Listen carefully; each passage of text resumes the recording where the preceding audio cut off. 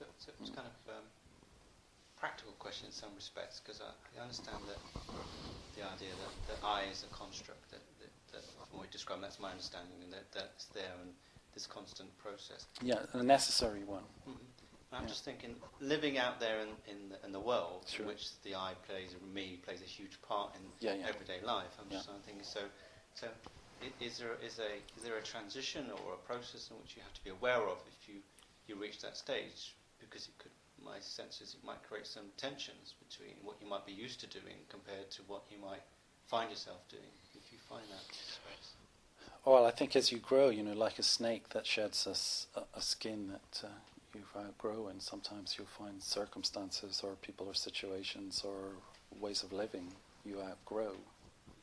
Just as when you were a child, maybe you played with cars or toys or bricks or something, where maybe you've outgrown that. And you continually outgrow things as you mature in this process. So things that used to interest you no longer interest you. Things that used to give you a buzz no longer give you a buzz. Because if you're getting more of a buzz from something that's intrinsic, something that's uncontrived, something that's effortless, then you don't no longer need to look for a false center of aliveness, or an alternative center of aliveness. So as you find more and more intrinsic aliveness in your life, then all the looking and searching and doing stuff to feel better about life falls away, until ultimately you're left with what's symbolized by meditation, which is basically sitting unsupported with nothing in a state of fulfillment. So so meditation in a sense is representative of the end stage, the end of the process. So by acting as if we've reached there, we start to see what's in the way. So yes, it can to a certain extent be disruptive, but that just depends how far you are already from where you're going to end up. So if your life's already quite skillful and quite wholesome, and you're in a sense following your vocation and doing something beneficial, then it may not be so disruptive. So you always, with this practice, take your point on board about it being quite, it can sound quite abstract, but in the end of the day, you always work with the body. This body is what we haven't understood, and this body is the thing that causes us the most confusion. And this body is the thing we are just actually most afraid of, because it's the body that's going to die, isn't it? It's the body that's going to get disease. It's the body that's going to get old. And there's no denying that, and there's no escaping it, and so we know it. We know that. So we have an unconscious identification with the body. We think the body serves as evidence for the fact that I've been born. The body's here. The body defines who and what I am. It is the essence of who and what I am, and that's the thing that we haven't really inspected, and the thing we haven't really understood. So the Buddhist path places total focus, total emphasis then on looking at this thing which we think is so familiar to us, but is actually in the unconscious or has not been fully understood. So the foundations of mindfulness are key. That is the contemplating the nature of the body, the going into the actual fleshy nature, the vulnerability of it, nails, teeth, skin, liver, heart, lungs, saliva, bones, kidneys, liver, using that as a meditation, not to have an opinion about what the body is, but to start placing your attention on it, because we've actually numbed it out of consciousness. So as we bring it more into consciousness, while that might sound like a repulsive meditation, it's actually very peaceful meditation if you really engage with it, because the busyness of your mind really starts to calm down. The busyness of our mind is like a pinball machine that's living in reaction to the predicament of the body. So as we begin to understand it, then you get into the sort of the sensations, the very powerful sensations, painful, pleasant and unpleasant, and also the so-called, what you might call spiritual sensations of sort of blissfulness and radiance that start to permeate the cells of the body. And, as awareness, as the body and mind start to come together and the breath start to come together. So then the third foundation of mindfulness is when there's actually the establishment of awareness. And you can see how objects, all objects, that's thoughts and sensations, they're all objects. How we contract around them and then create a story about me and my life out of it, or how we can expand and let go and get a perspective on them and recognize them as just arising and passing away, but not being essentially me or mine. And so they call this the Cittanussati, the mindfulness of the Cittas, which is to do with the idea of the relationship between objects and awareness, or awareness and the objects that pass through awareness. Now that sounds abstract, but it's no different than the relationship between objects in the world that pass through space. It's the same contemplation. As it is on the inside, so it is on the outside. So as it is in the world, so it is in you.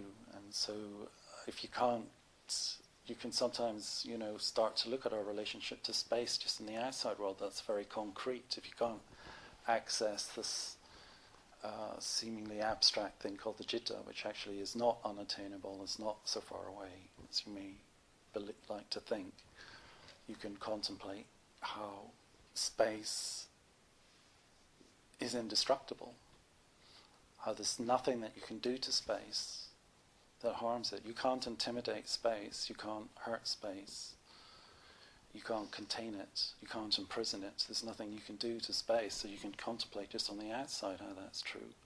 You can contemplate on the outside how we tend to get fascinated by the objects in space, but we don't actually notice the space. So we, when you walk into a room, you look at the people, you look at the things, or you become very focused on someone that you're attracted to, or someone that you're repelled by, or someone that you're not interested in. We define the objects in the space, and that's what we relate to. But actually, you can consciously give your attention to the space, absorb into the space, and notice how absorbing into the space changes your relationship to the objects. So it is on the inside. So it's the same on the inside. The very same process as you find this inner space. That's one of its characteristics, the spaciousness, you could call it. It has awareness, it has intelligence, it has a quality of aliveness, it has all of those qualities to it. Then you can begin to, you've got this very powerful way of shifting perspective. You get caught up in a mood, you get caught up in something very intense. You recognize how you focus on it. That becomes the only thing that exists. But then if you can let go, or you can shift your attention and let go into this quality of awareness, quality of spaciousness, then the relationship to that process that might be living through you changes radically. And then you can contemplate the fourth foundation of mindfulness, which is the Dhammas, or the truth of the way things are. And so you have to go through those 4 stages of mindfulness. They're always there, so your body is your teacher. Your body then is the thing that you haven't understood, but if you want to understand it, if you want to understand the Dharma, then you start exploring the body in this way, mindfulness of breathing, and then beginning to establish this connection. Standing, sitting, walking, lying down, that's really what the Buddha taught. You make that effort to start questioning, start exploring. So you always have the option, of following the sort of habitual way that we create a sense of comfort in the way we think, or start to question what's really going on. What is this body? What am I really going to die? I live in fear of death. I live in fear of disease. If the body dies, if the body gets diseased, is that the end of me? These are important questions to ask, and questions that you can really, with these tools, you can really explore and investigate. With your experience of yeah. with the breath, if I'm understanding. Yeah, I think you are, and you're expressing it quite well. And in Zen tradition, they have this idea of self-power and other power. So it may be that we're only aware of or have any understanding or feeling for the idea of self-power. You make the effort to get up, you make the effort to come down here, you make the effort to meditate, and you may think that you have to do it all. You have to understand what all of this is about, what I'm talking about, and then you have to make it happen by your effort. But in the tradition, there's also this idea of other power, tathagata, the one that comes towards us, where we're met by what in Christianity you might call grace, I suppose. In Christianity you might call grace. So there we are met, but when we make an effort, an earnest effort to be real, we are kind of met by something in the universe that supports the realization of reality, and it's the communion of those two, the self and being met by this other, that is the definition really of devotion. So that it's like, in a way, it's like the sun starts to shine on you, and all the beneficial kind of qualities of that radiance and light start to shine on you, and everything blossoms, everything starts to blossom, and so your mind and your heart, in a sense, open in appreciation to that. And so then there's this communion and this coming together, and it makes the whole thing possible, because if it's just a personal grind born of self-effort that you have to sort of you have to go through, then it becomes sort of gruesome masochistic exercise.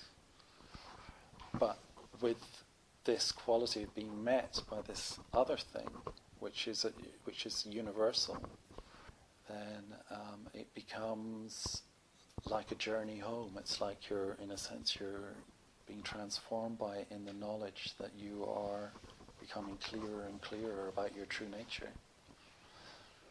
I mean, you may think it sounds weird, but it's no weirder than being a flesh body on a planet wandering around.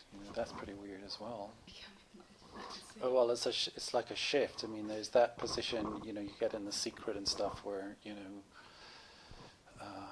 I am, in a sense, I am the center of the universe and everything comes to me. The true position really is that the universe is the center of me. And but whether you were saying not whether to look inside or outside, if I understood you correctly. Yes, I guess. Yeah. So what would outside be? Well, I mean, the emphasis in the Buddhist tradition is knowing oneself. If you know yourself, if you don't know yourself, then well, if you don't know yourself, how can you choose? That's the question really to ask, is who am I? And the way that Buddhist teachings invite you to discover that is to work those 4 foundations of mindfulness in conjunction with the breath. Is to begin to look at your relationship to what's this person or apparent person that's with you all of the time, to get to know it. From what Patricia's saying, though, isn't there a paradox there that to understand the self you have to go to places where people teach you about understanding the self, so therefore it's an external experience informing you to try and work out what's the internal experience. So therefore you become almost, the external experience becomes a factor in understanding the self. Well, it becomes a support, I mean, all traditions deploy skillful means to help support people, to point them in a particular direction and to help facilitate or enable awakening, but ultimately you can grow beyond them, you can be free from them. Doesn't mean to say that you abandon them altogether, because they're useful tools that work for generations. So you keep using them, and live in respect of them. That doesn't mean to say you're limited by the ritual or by the idea of sitting in meditation with your legs crossed, or even by the idea of Buddhism, ultimately. To be independent in the teacher's dispensation, that's what the Buddha taught. To become completely independent from any reliance on doctrine, any reliance on ritual, any reliance on a particular place, any reliance on any circumstance. that's what's being pointed to. Yeah, I mean, it's enlightenment, liberation. They're sort of quite potent words that seem to they seem almost unattainable as notions to us in this culture and this society. And I think we tend to think that it's either, it's some sort of end point or end state that's many lifetimes away. Whereas it's not so unattainable, and I don't believe, and it's what brings true, real fulfillments to our lives. Because if that's what it is, that's what we long for. Enlightenment, awakening, is to find unconditional fulfillment. And we need that, we hunger for it, we want it. So without that, then it's just various degrees of addiction, which serve as alternative centres of aliveness, alternative centres of fulfillment. But ultimately, they wear out. We grow out of them. They lose their deliciousness. I mean, you can't make people take the possibility seriously. I think they have to just come to a point in their lives where enough has failed for them to recognize that they have no alternative other than to get serious about working out what's really going on. You reach a point where you recognize it's just going to be a continuous progression of failures or losing things. I mean, our life's just a flash in the pan. Everything we get, we lose. Everything that we attain, we can't take with us. We know that. So how do we make sense of things in the light of that truth? When you're young, you tend to look forward to the future when everything will be better, and then when you're older, you tend to look back to the past where everything was better. So if you want to get out of that kind of continuously living with a sense of my life should amount to more than just this, it's the only way of enjoying the true miraculousness of our situation, and to enjoy it with a sense of freedom.